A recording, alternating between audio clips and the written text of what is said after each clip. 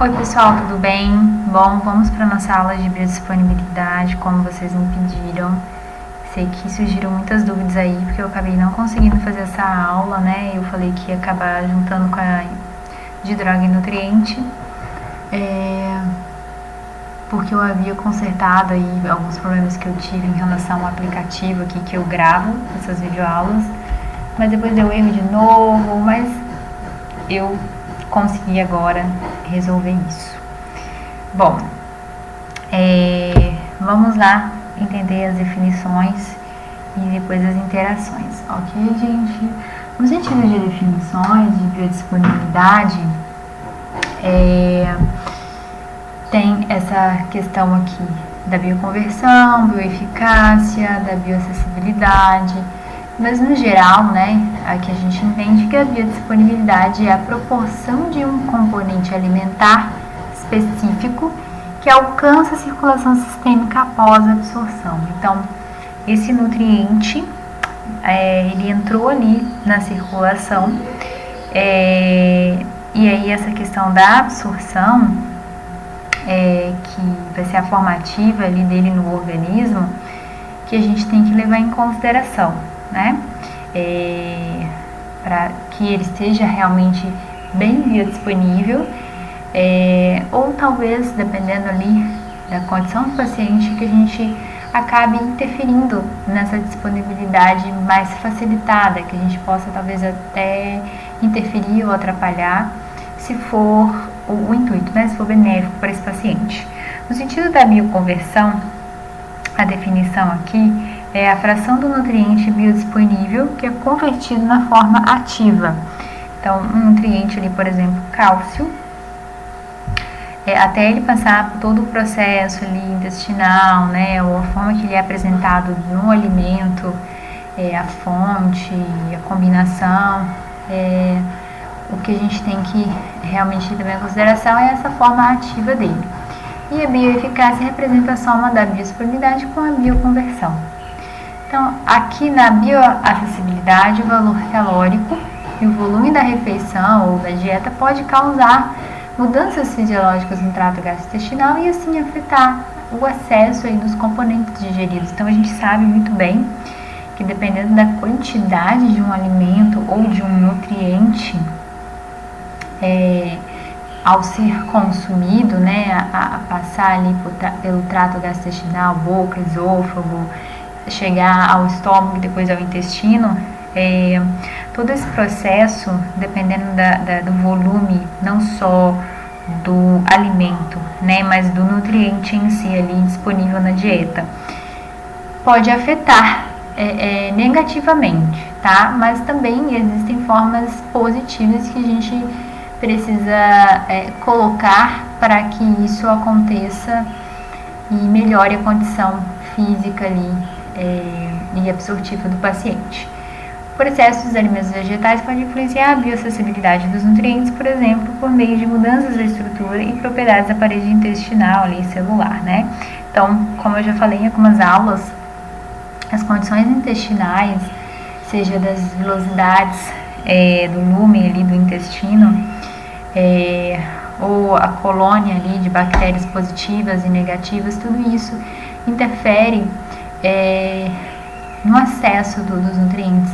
Alguns alimentos mais no sentido vegetais aí, seja crus ou até cozidos, eles acabam tendo realmente uma influência muito grande aí na mudança da estrutura. E aí a gente pode definir aqui de uma forma mais resumida a questão da biodisponibilidade no sentido de solubilidade, como é essa questão aí que eu falei sobre um alimento, por exemplo, estar cozido, passar pelo processo de cocção, ele vai estar mais biodisponível, no sentido, ao chegar ali no intestino, né, ele possivelmente vai ser mais fácil a quebra. Então, a gente tem que entrar em consideração a solubilidade, a forma que ele se apresenta, o metabolismo da pessoa, né, do indivíduo. Muitas pessoas não têm um metabolismo muito eficaz, por exemplo, de gorduras, devido a fatores genéticos, devido a fatores fisiológicos mesmo, que precisa de uma série de interferências aí para que isso aconteça. Então a gente tem que ficar atento a todas essas condições para que a disponibilidade seja, né, eficaz e que faça sentido para o perfil de cada indivíduo. A microbiota, como eu falei, né, a respeito aí das condições habitáveis de bactérias e também da mucosa. A transformação molecular, então a forma da estrutura molecular do macro ou micronutriente, principalmente macronutriente, ok? E a interação com outros nutrientes. Então a gente sabe que o mineral, às vezes ele acaba competindo com outro mineral ou com alguma vitamina, e também com a questão de interação droga e nutriente. São muitos pontos para a gente entrar em consideração. Muitas pessoas até falam assim, meu Deus, mas é tanta interação, é tanta coisa, é tanto detalhe, o que a pessoa vai comer, né? Porque às vezes a condição do paciente, tudo é desfavorável. O que eu vou colocar para essa pessoa comer, porque tal coisa compete com isso, tal coisa na forma tal, esse paciente não pode, que seria a melhor forma para ele estar ingerindo, ou ele não gosta. Bom, por isso que eu falei que o mais importante é a anamnese e é você ver a princípio o que é mais urgente, ok? Porque são várias questões que às vezes a gente precisa corrigir, precisa acertar, mas é aos poucos, é um processo, é um tratamento e muitas coisas a gente vai precisar explicar sim para o paciente, é um direito dele, é nossa missão, mas aos poucos a gente vai trazendo essa consciência e o mais importante é que você tenha esse conhecimento. Então, aqui no sentido de biodisponibilidade, é um circuito no qual o nutriente se encontra de forma intrínseca ou especificamente ligado à matriz físico-química alimentar, a partir da interação ali do trato gastrointestinal e digestório, através das mucosas intestinais, as formas das reações absortivas, né, levadas ali pelo plasma para os órgãos, transferido para o meio interno através da membrana da borda discorda, os transportadores transcelulares e paracelulares na circulação portal sistêmica ou linfática. Então, apresentou ali esse alimento, foi apresentado, por exemplo, se a gente fosse pensar aqui na forma extrínseca, né, externa ali. Esse alimento, por exemplo, uma cenoura, foi apresentado na forma cozida. Então, a aparência física e química dessa cenoura, uma cenoura orgânica apresentada numa forma cozida. E aí ela intrinsecamente vai sendo introduzida no organismo, até passa pelo trato gastrointestinal de boca, através da mastigação, chega ali, passa pelo esôfago, chega no estômago, através da ação das enzimas digestivas, do HCl, né? E vai pro intestino para absorção ali da vitamina específica e também do carboidrato, né? Do macro e do micronutriente específico ali dessa cenoura, né? Por exemplo, vitamina A. Então, são vários pontos que a gente vai destrinchando, que é esse processo que vocês aprenderam, né, em fisiologia, bioquímica, metabolismo também, nutrigenômica. Então, assim, são vários meios que a gente precisa estar consciente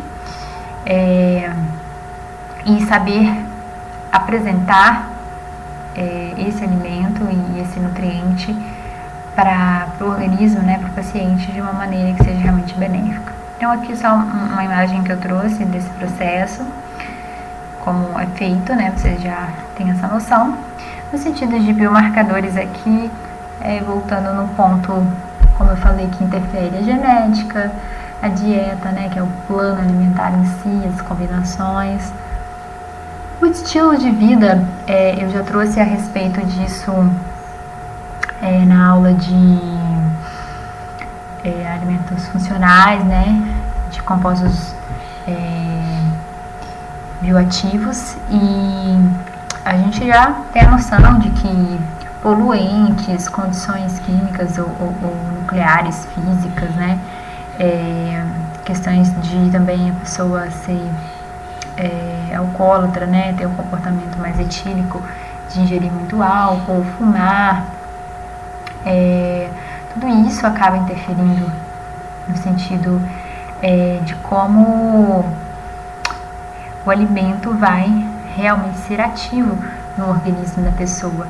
Então, esses biomarcadores, eles são extremamente importantes para a gente ter em mente, entender que eles podem afetar ou podem até talvez ajudar, dependendo, tá? No sentido aí fisiológico de atrapalhar, então tem muitas pessoas que o trato gastrointestinal anatomicamente não é muito bem formado e isso atrapalha na absorção, digestão, né? Mas tem outras pessoas que, se a gente fosse pensar no metabolismo de gorduras ou metabolismo de proteínas, é um metabolismo que funciona muito bem, que trabalha muito bem, e isso pode realmente ser benéfico no final aí, no sentido de absorção.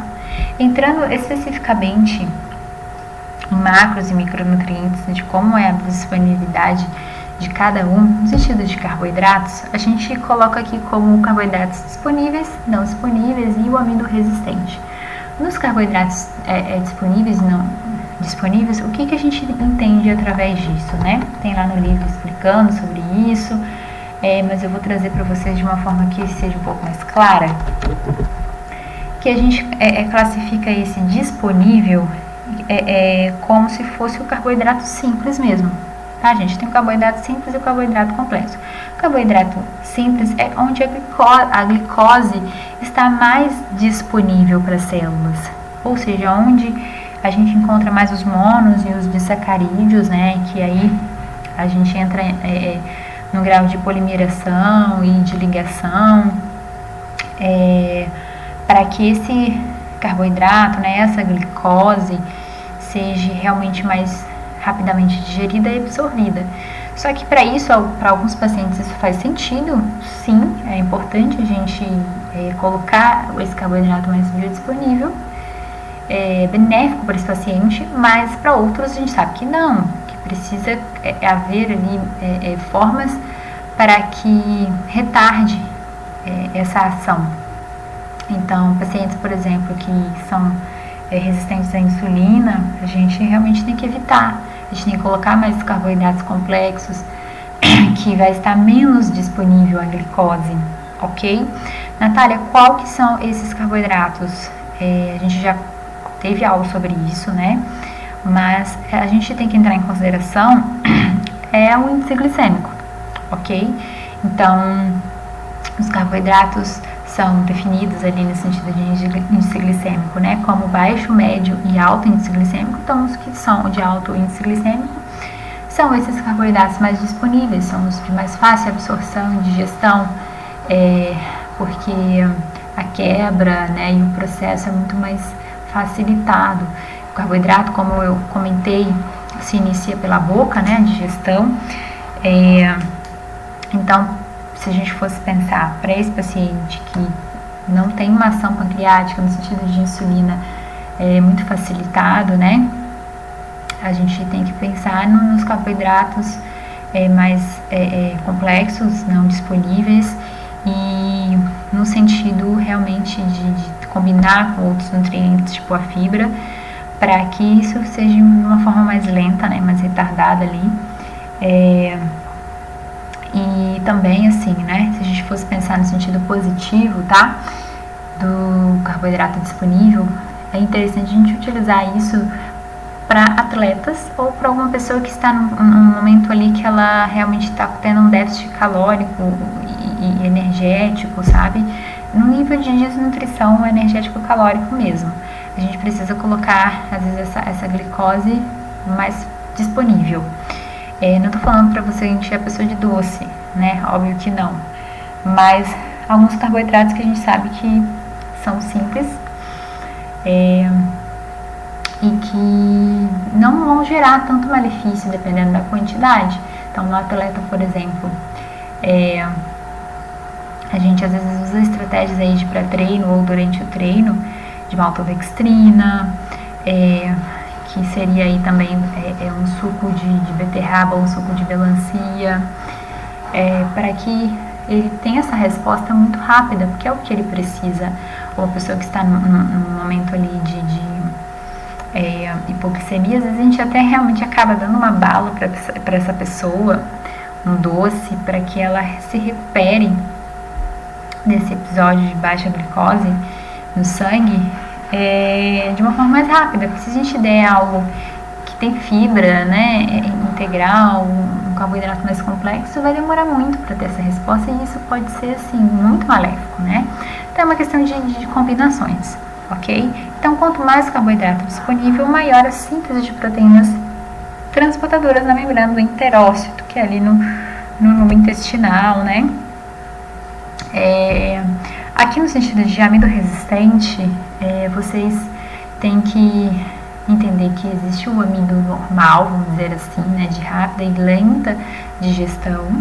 E essa digestão acontece através da amilase salivar na boca e pancreática, né, amilase pancreática, liberando a glicose para absorção. Ok, esse é o efeito comum da ação do amido ali no organismo. Já o amido resistente, ele é uma fração de amido que ele escapa da ação das enzimas digestivas, ele escapa ali do HCl, ele não passa por esse processo. E isso pode ser benéfico, mas tem também que ser muito bem combinado, né, dependendo da situação do paciente.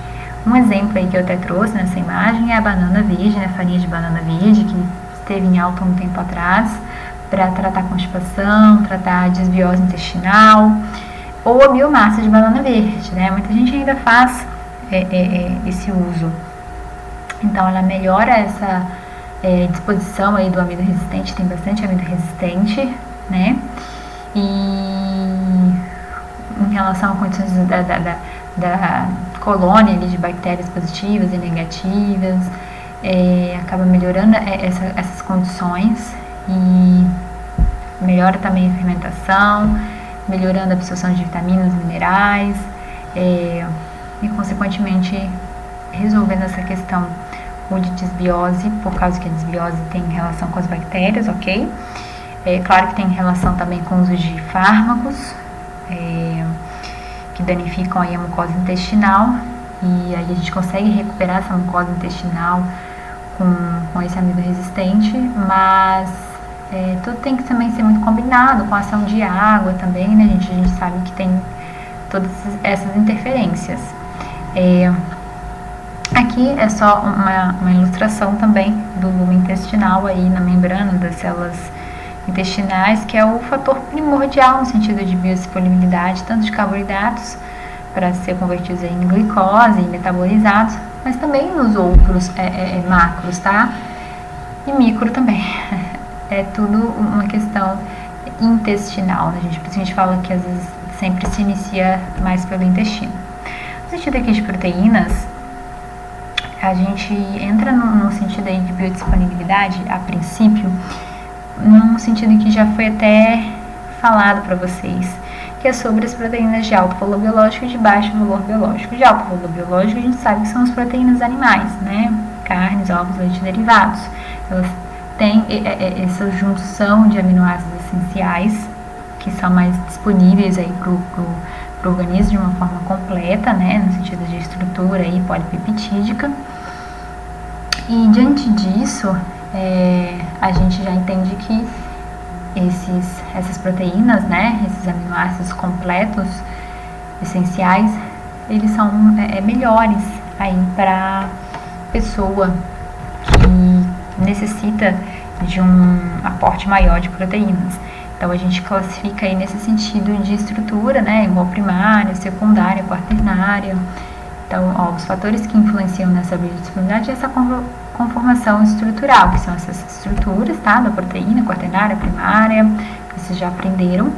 A presença de compostos antinutricionais, então um exemplo são fitatos, taninos, um exemplo aí por exemplo, da ação do tanino, que é uma substância presente no chá, com o leite, né, que às vezes tem gente que toma chá com leite, é algo antinutricional, tá? Porque acaba que esse tanino no chá, ele interfere aí, ele reduz a ação da caseína, que é uma proteína, né, do leite. Então a gente precisa realmente evitar essas combinações para que não interfira, né, não haja uma quelação, não haja uma redução, para que o alimento seja absorvido da maneira que ele deve ser absorvido, ok? O efeito aqui também das condições de processamento e complexação dos nutrientes. Então, a forma que ele vai estar sendo processado, ok? Então, por exemplo, eu vou trazer aqui algumas reações para vocês nesse sentido, mas nessa questão de condições, é na desnaturação mesmo da proteína, ou seja, a forma que ela é desenrolada, e aí as condições que ela é colocada. Que condições, Natália? Por exemplo, pH, temperatura, até a forma que ela vai ser processada ali, as interferências a nível de condições, se há nitrito, nitrato, dentre outros compostos, que podem interferir, tá? Nesse sentido aí, da forma que vai estar essa proteína. E no sentido de digestibilidade, de utilização dos aminoácidos, pode ser de uma forma facilitada, mas também pode ser de uma forma que pode ser prejudicial, ok? Na conformação estrutural, quanto menos complexa for a estrutura na qual se estabiliza a cadeia polipeptídica, mais fácil será o acesso das enzimas digestivas, aumentando a digestibilidade da proteína e a biodisponibilidade dos aminoácidos. Então, quanto menor essa cadeia proteica, maior é a facilidade de acesso das enzimas digestivas, a digestibilidade e a biodisponibilidade, ok? Os fatores antinutricionais, além dos taninos aí, né, que eu trouxe, fitatos, igual eu acho que eu até comentei, né, sobre evitar de tomar café depois do almoço, por causa dessa ação aí, não só do ferro, tá, que compete também com alguns fitatos do chá ou do café, mas também da proteína, né, gente? Então é o que eu tô trazendo aqui para vocês. Então, aqui outros exemplos também, além disso, é essa questão aqui dos inibidores de tripsina e quimiotripsina e leptinas. Eles interferem negativamente na atividade de determinadas enzimas digestivas, reduzindo a digestibilidade e a qualidade nutricional das proteínas. Então, esses inibidores aí, eles acabam reduzindo a digestibilidade proteica, né, no sentido de biodisponibilidade, ok? Então, a gente tem que ficar atento aí. Aí, no sentido de reações, como eu falei que ia trazer aqui para vocês, uma reação muito importante, assim, que tem que ficar muito fixo na cabeça de vocês e até vocês passarem sobre o paciente, claro, de uma maneira muito mais clara e fácil, né? Porque o paciente às vezes não vai nem saber o que é aminoácido, né, gente? Nem o que é proteína. Mas aqui no sentido, por exemplo, do efeito térmico, né? Da ação da temperatura, por exemplo, na condição ali de desnaturação e digestibilidade aí da proteína. Então, reações com açúcares redutores. Então, esse açúcar, ele vai diminuir, ele vai reduzir o valor nutricional da proteína. Ele vai degradar, ele vai oxidar o aminoácido. E aí você vai acabar tendo uma perda aí de lisina, vai perder essa solubilidade e, consequentemente, reduzir a digestão. Então, essa ação, que se chama reação de Maillard, é uma reação de escurecimento não enzimático.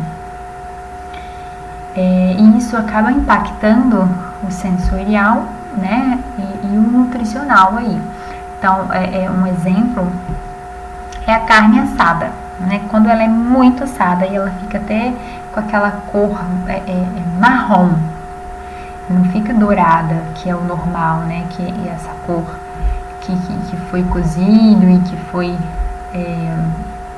douradinho, né? Mas quando fica aquela carne, tipo, quase que queimada mesmo, né, gente? Fica aquela cor marrom, você perdeu quase toda a proteína, quase toda a água ali do alimento. Você acaba realmente perdendo o valor nutricional aí no sentido de aminoácidos, como eu falei. E no sensorial também, né? A pessoa que vai comer essa carne, infelizmente, não vai estar muito bem disponível no sentido de até mastigação e digestão também, ok?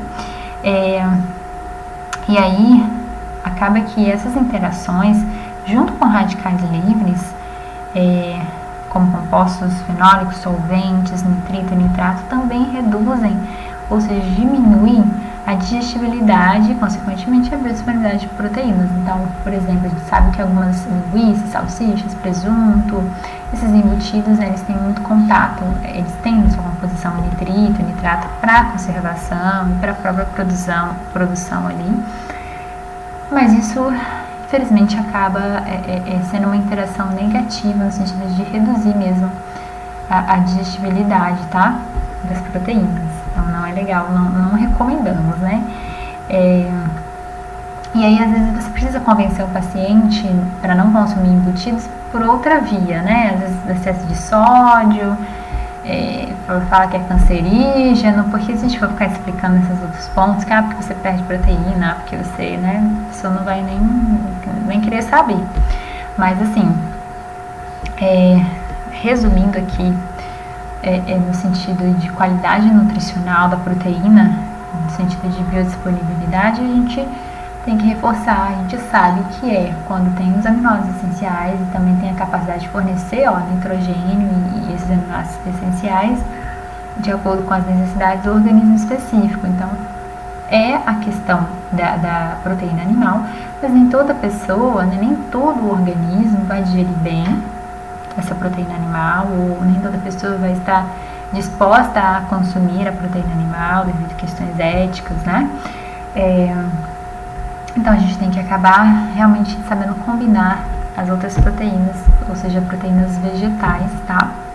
Só que as proteínas vegetais têm muitos fatores antinutricionais, como eu trouxe aí a questão dos fitatos, taninos, mas também existem outros meios aí que infelizmente também acabam necessitando aí da forma que a gente apresenta, tá? Aí aqui, como eu falei, a reação lá do escurecimento não enzimático, da reação de Maillard, reage rapidamente com aminoácidos livres e resulta na degradação dos aminoácidos. E aí essa degradação, ela acontece em forma de aldeídos, amônia e dióxido de carbono. E essa reação que acontece essa degradação e aí gera amônia e dióxido de carbono é conhecida como reação de Strecker. E essa reação, ela reduz o valor nutricional da proteína e aí os seus produtos podem ser tóxicos. Então é algo realmente perigoso para a saúde. Danoso, então é algo que precisamos às vezes explicar em alguma consulta em como a pessoa tem que preparar um alimento.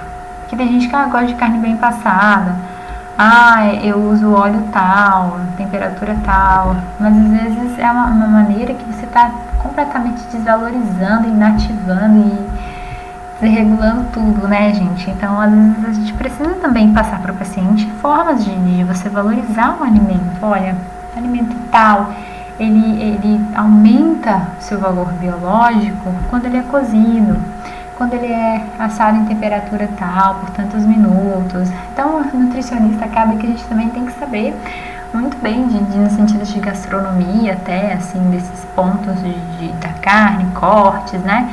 Porque tudo isso interfere, tá, gente? No sentido de disponibilidade, né? E de absorção dos nutrientes, ok? Aqui também, o escurecimento não enzimático não causa apenas essas perdas de lisina, né? Mas também provocar a oxidação de aminoácidos, como eu falei, como metionina, tirosina, histamina e triptofano. Os lipídios, a gente também entra em consideração, de acordo com a estrutura, no sentido aí de estrutura, né? Ácidos graxos, igual da proteína e do carboidrato, da forma estrutural dele, de acordo com a ligação e tudo mais. Mas, aqui a gente tem que entrar em consideração principalmente no sentido da parede intestinal e também da ação ali dos sais biliares. Então, tem muitas pessoas que não têm essa ação de sais biliares muito eficaz, ou porque a vesícula não está trabalhando direito, né? A gente fala que é a vesícula preguiçosa, ou realmente a pessoa retirou essa vesícula, ela não tem sais biliares que são responsáveis por essa metabolização das gorduras, dos lipídios, né? E aí a gente precisa entrar com outras formas para que haja uma boa metabolização, digestão, não só no sentido de sais, mas no sentido ali intestinal, tá? Das vilosidades, para que isso ocorra de uma maneira eficaz, ok? Opa, passei aqui as fibras. Existem várias formas aí, aspectos dos polímeros de carboidrato, na forma de carboidratos comestíveis de forma natural, por exemplo, verduras, frutas, né? Ou na forma que eles são obtidos de material alimentar bruto, de método físico, enzimático ou químico, ou de carboidratos polímeros, né? Que são as fibras sintéticas também. Então, eu já apresentei as formas das fibras para vocês, que são solúveis, insolúveis, que são os cereais, ou frutas, verduras, né? Tem a fibra sintética também, que você pode comprar, você pode manipular, dependendo do intuito. E aí, no sentido de função, que a gente também vai saber combinar isso aí, né? Então, aqui, ó, a diminuição do tempo do trato gastrointestinal, aumento do volume fecal, fermentação da microbiota, redução aí do colesterol e dos níveis sanguíneos pós-prandiais de glicose e insulina. Então, a gente sabe que a ação da fibra, ela ajuda nessa questão aí da ação da insulina, tá? Ajuda também no sentido do colesterol, aí, principalmente no LDL. E nessa questão também da formação do bolo fecal, da saciedade, e são muitas funções da fibra. E a gente tem que saber realmente indicar ela, dependendo ali já, ó, no sentido da mastigação. Se inicia tudo pela boca, né, pela mastigação correta, pela ação do suco gástrico, com a junção da ação da água, e aí para que ocorra essas funções, né, que é a disponibilidade, ou seja, né, mas também a gente tem que saber aí, na forma de fermentação junto com as bactérias ali do cólon, do intestino, para que não forme gases, porque muitas pessoas acabam que elas não podem ingerir algumas fibras, porque elas não digerem bem realmente, dependendo das condições fisiológicas, genéticas e tudo mais da pessoa. A gente, na verdade, tem que evitar algumas fibras, porque senão a pessoa vai realmente sempre estar com esse abdômen estendido, ter flatulência e cólica e, infelizmente, ser mais maléfico que benéfico. Aí, aqui no sentido da fibra alimentar, à medida que aumenta a fermentação de fibra alimentar, a disposição a diminuição, do volume fecal, e dessa forma da celulose ser fermentado é responsável por pelo menos uns 60% do peso das fezes, tá? A biodisponibilidade aqui, no sentido de micronutrientes, vamos lá, só vou dar uma pausa aqui.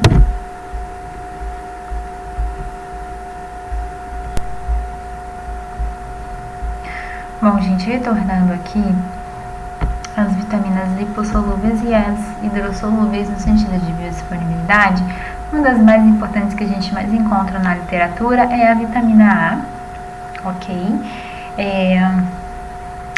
Vitamina A e carotenoides. Então, aqui, o que a gente tem que saber? No sentido da vitamina A, a vitamina A, junto com o ferro, ela foi mais efetiva no aumento da concentração da hemoglobina. Então é interessante a gente sempre combinar aí o ferro com a vitamina A, ok? Beta-caroteno dissolvido em óleo possui melhor biodisponibilidade e o beta-caroteno de frutos foi mais efetivo na concentração de retinol sérico em derivados de vegetais verdes escuros. Então, a cocção ali, ó, desses carotenoides, desses vegetais aí, verdes escuros, foi melhor no sentido de biodisponibilidade, tá? E o tratamento do vapor também aumenta a concentração, por exemplo, de espinafre e cenoura. Então, aí dicas, né, até no sentido de técnica dietética, de como preparar um alimento para que ele esteja mais biodisponível diante da questão não só da vitamina, né, mas às vezes também da característica, da forma que a pessoa for comer, né, característica física-química. Altas temperaturas aumentam a biodisponibilidade de licopeno do suco do tomate, mas a exposição de altas temperaturas também destrói. Então, a gente tem que saber que existe um ponto correto no sentido de temperatura. Então, a temperatura alta ela ajuda sim, só que ela não pode ficar de uma maneira exposta ali muito prolongada, ok? Porque senão ela vai ser desnaturada. São inibidores de absorção de carotenoides a oletra, margarina enriquecida com suplementação de pectina alimentar. A gente sabe que são essas fontes aí normais a nível de alimentos de vegetais, né? Por exemplo, mais amarelados no sentido de vitamina A, mas existem também essas outras formas que, ao meu ver, é um pouco inviável, né? Então, eu só trouxe aqui porque a literatura diz respeito disso. Em relação até a vitamina A, eu trouxe aqui até uma questão para vocês. Vamos lá ver. Vamos ver se vocês vão saber responder. Deixa eu aumentar um pouquinho mais aqui. Ó, vamos lá. Essa questão aqui, ela é da Residência Multiprofissional de Nutrição de 2014. Como vocês sabem, existem também residência em nutrição. Geralmente, gente, o salário é de 3.000 a 3.500, tá? Vale muito a pena você ser residente aí. Tem na área adolescente infantil, tem na área de cardio, mas é muito concorrido, né? A gente chegou a um concurso.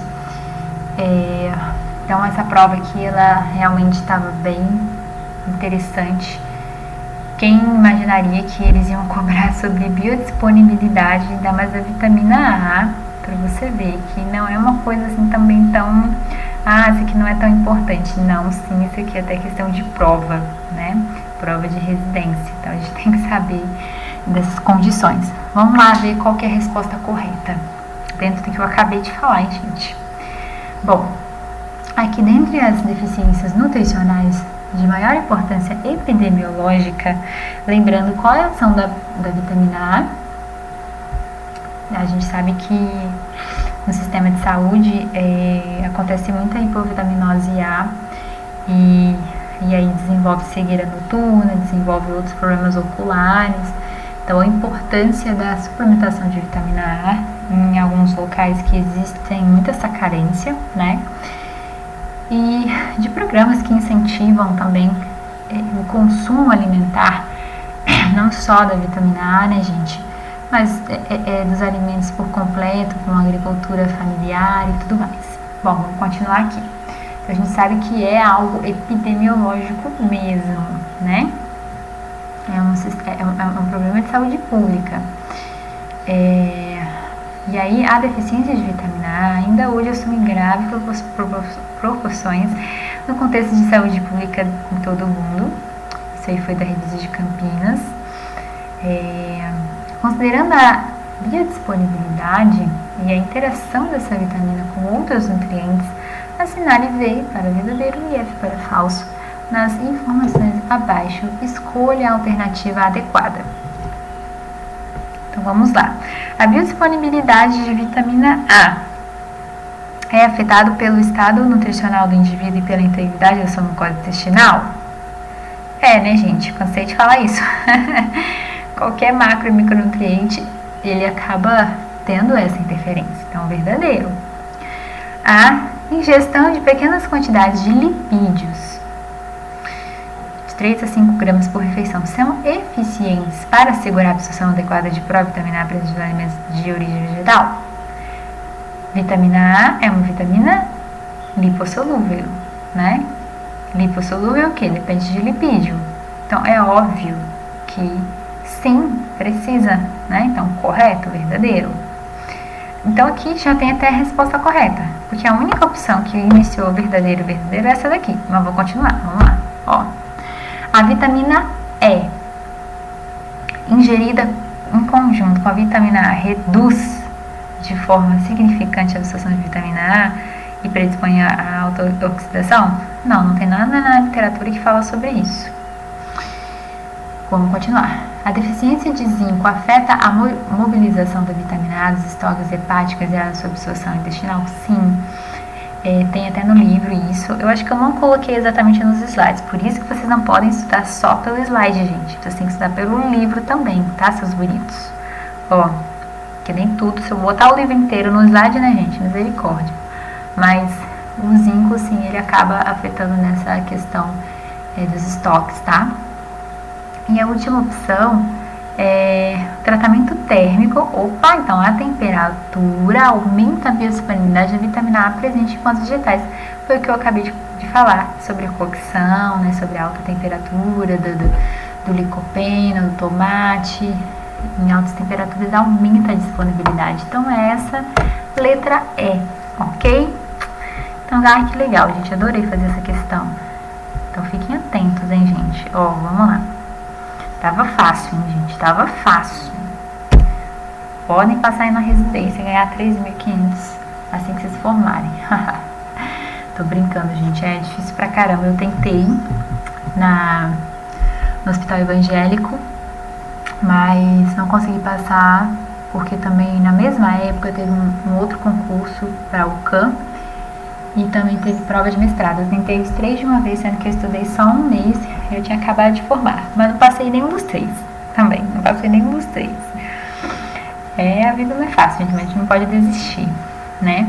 Mas cada um tem o seu caminho, mas é uma coisa de cada vez. Eu aprendi que tentar 3 coisas super complexas de uma vez e de querer abraçar o mundo não dá certo, né? Tem que focar em uma coisa só e estudar pra caramba naquilo. Bom, a vitamina D, agora nessa época de inverno, a gente diminui bastante, tá? A concentração aí de vitamina D nas pessoas. E aí a gente sabe que existem vários fatores, como etnia, por pessoas negras até, né? Acabam que são mais prejudicadas nisso, tá? Estações do ano, localização geográfica, e outros fatores relacionados ao sol mesmo, né? Não é exatamente ao alimento, tá? A vitamina K, gente, eu trouxe aqui o que tem na literatura, tá? O que tem nos livros, porque tem muita coisa que ainda não é tão comprovado pela ciência e tem muita coisa que não é tão assim pertinente no sentido de relevante, tá? Então eu trouxe realmente de uma forma mais resumida, mas é importante vocês lerem os livros, pesquisarem artigos também depois, se vocês sentirem essa necessidade de entender um pouco melhor. Então a vitamina K, evidências sugerem que as filoquinonas de origem animal são mais biodisponíveis que as meaquinonas, por exemplo, que são de origem animal, fígado, né, queijos. E a filoquinona, que são as de origem vegetal, nos alimentos é menor disponível que a forma pura. Então, no sentido de vitamina K, K ela é mais disponível quando é em fígado e queijos, ok? Estima-se que a filoquinona do espinafre é cerca de 4%, e quando adicionado manteiga aumenta 3 vezes, cerca de 10%. Então, gente, bora fazer espinafre na manteiga com fígado, para pessoa que precisa de vitamina K aí, ó, precisa melhorar a coloração sanguínea. Então, bora usar aí as técnicas de alimentação, se vocês vão aprender em técnica dietética, tá?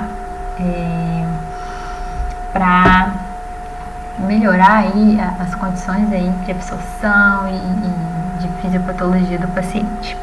A vitamina K presente nos alimentos vegetais possui biodisponibilidade de 20%, ao passo que suplementos possuem disponibilidade de 80%. Pois é. Fazer o que, né, gente? Bom, de hidrossolúveis eu trouxe aqui a vitamina C e o complexo B. A vitamina C é rapidamente perdida na cocção, ok? E sempre que os alimentos de origem vegetais são ingeridos crus, a biodisponibilidade dessa vitamina é maior. Então, no sentido de vitamina C, sempre priorizar alimentos crus, ok? A estocagem dos alimentos frescos por um longo período também pode reduzir significativamente esse teor de vitamina C. Gente, a gente sabe que só de abrir, igual aqui, ó, cocção rápida e limitação do tempo de exposição ao ar durante a prevenção dos alimentos ajuda também a reduzir a vitamina C. Então, só de você cortar, abrir ali a laranja, ela já perdeu a vitamina C. Aí você vai lá e faz um suco, já perdeu mais vitamina C. Aí você vai lá, faz 1 litro de suco de laranja para tomar o dia inteiro. Gente, em 3 horas aquilo ali já oxidou, já não tem mais nada, entendeu? A não ser que na hora a pessoa congele e depois reutilize, mas mesmo assim já teve uma perda muito grande. Então a vitamina C é muito rápida, ela se perde no ar. Mas se a gente for pensar no sentido da forma melhor, seria na forma cru mesmo, ok? Complexo B, a biotina B, a tiamina, a presença das tiaminases e as antagonistas da tiamina podem diminuir essa biodisponibilidade, tá? Então só isso que tem na literatura a respeito do que é fidedigno. A vitamina B2,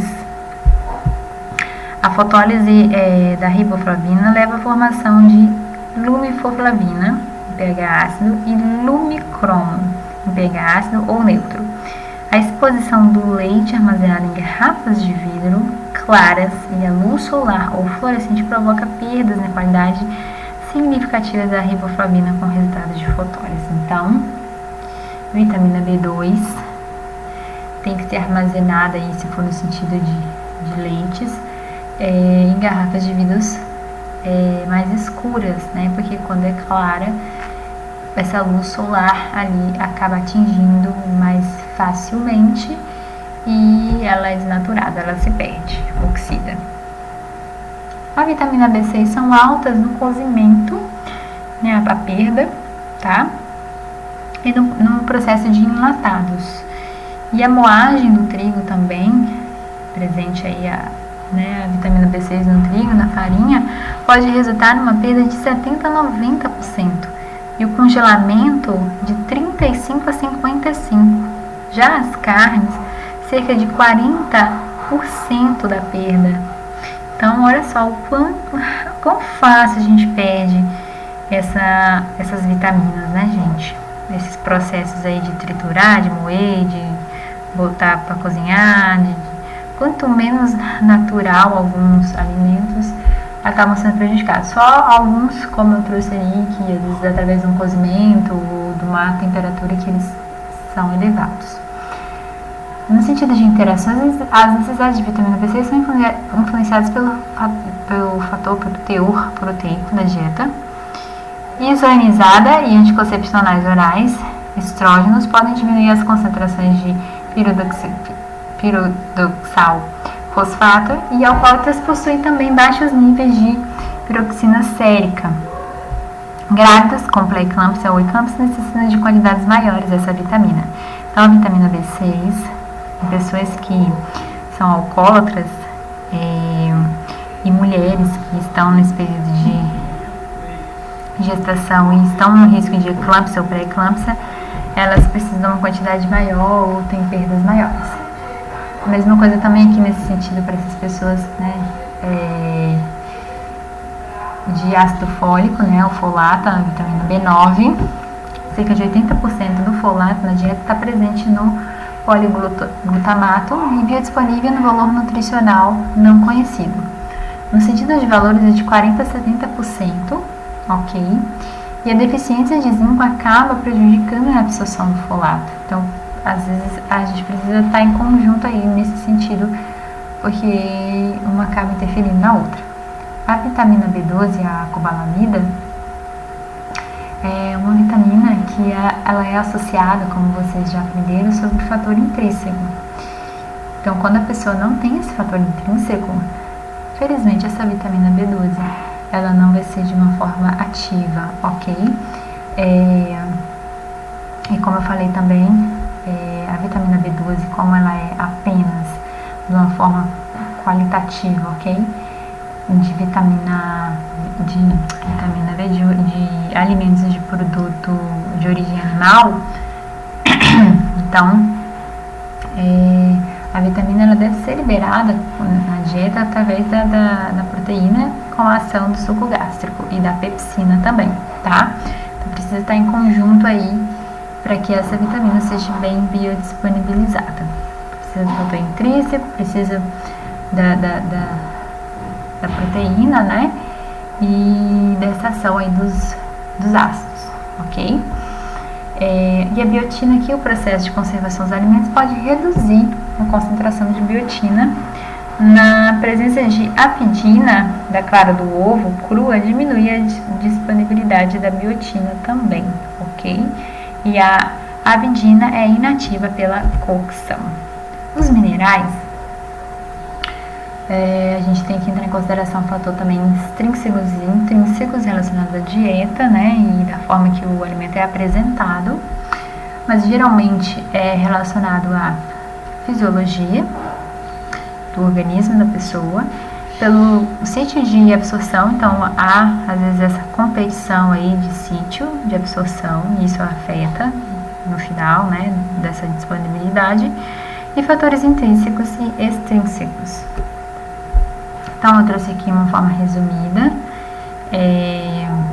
de fatores que inibem e que melhoram aqui dos minerais. Então, por exemplo, aqui cálcio, o estado de saúde do organismo ele aumenta, né, a disponibilidade do cálcio, a lactose também, o HCl ou o pH ácido intestinal e a ingestão com a refeição. Mais biodisponível do que um suplemento, por exemplo, ok? E ele diminui através do pH alcalino, do oxalato, fibras e fitatos. Então, como eu falei, a competição aí entre fitatos e cálcio, dieta hiperproteica, cafeína, álcool e sódio.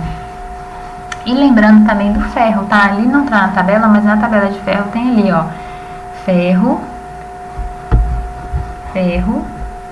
e aqui a ação do cálcio, ok, junto com a refeição de ferro, acaba diminuindo a digestibilidade.